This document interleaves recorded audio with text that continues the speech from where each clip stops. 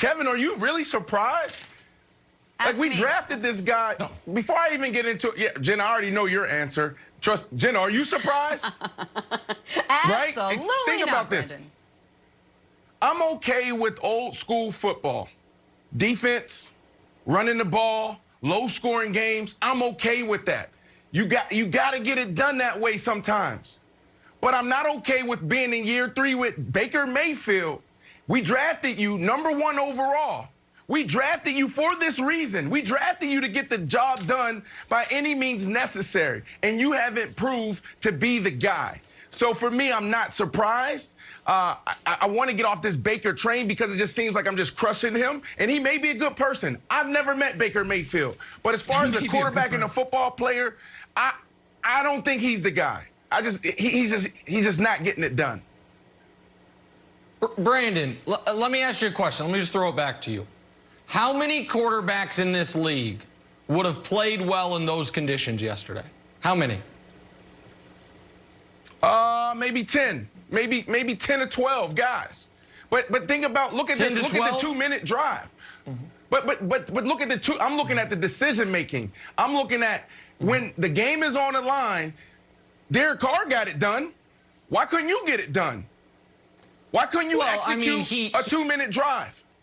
Okay, so the touchdown drive Carr had, the receiver almost lost control of the ball and hit the ground. It was called a touchdown. The touchdown drive Baker had, the receiver, it was an even better pass, hit Landry in the hands. Landry tried to double catch coverage. It, bobbled it.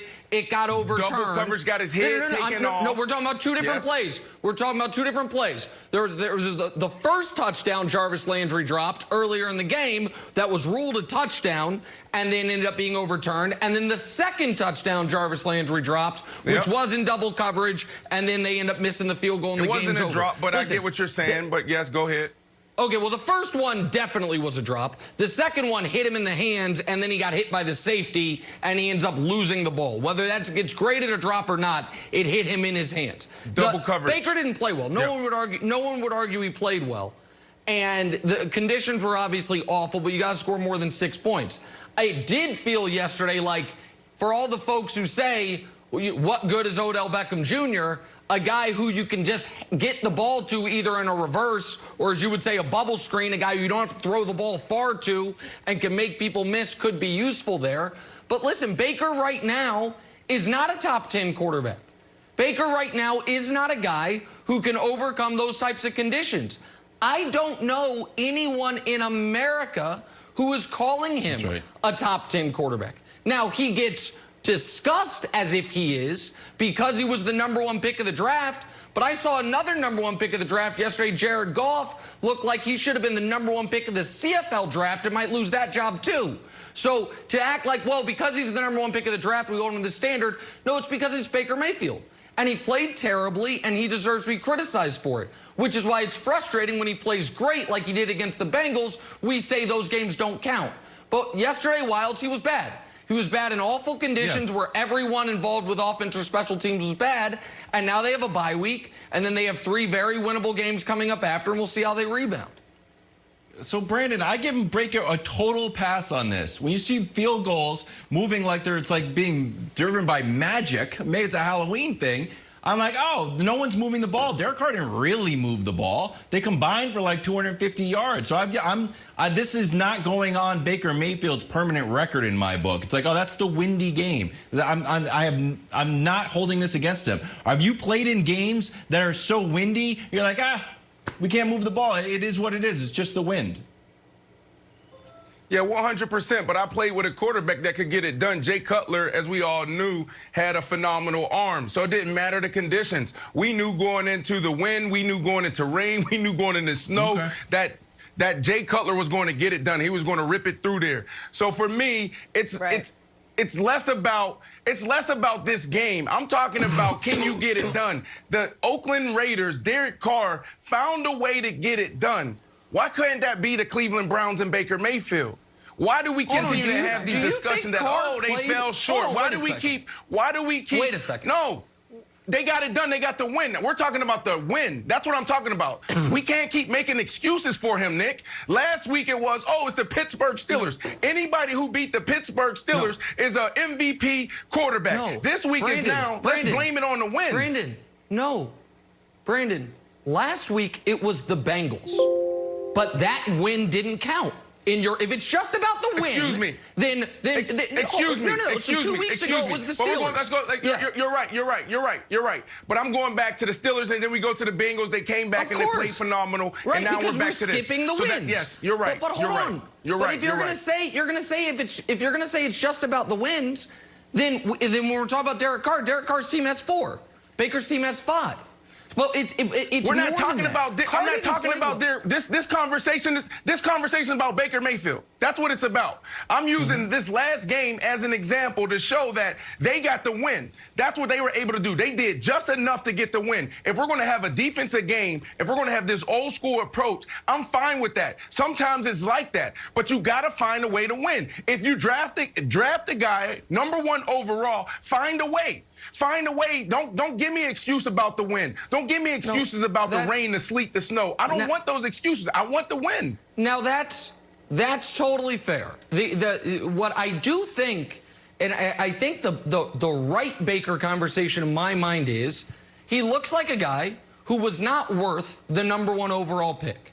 He looks like a guy who can be a starting quarterback in this league. Okay, that's fair. And can play well, but is not a franchise changer the way he looked like his rookie season. I think that is totally fair. You know what it looks like? A lot like Derek Carr.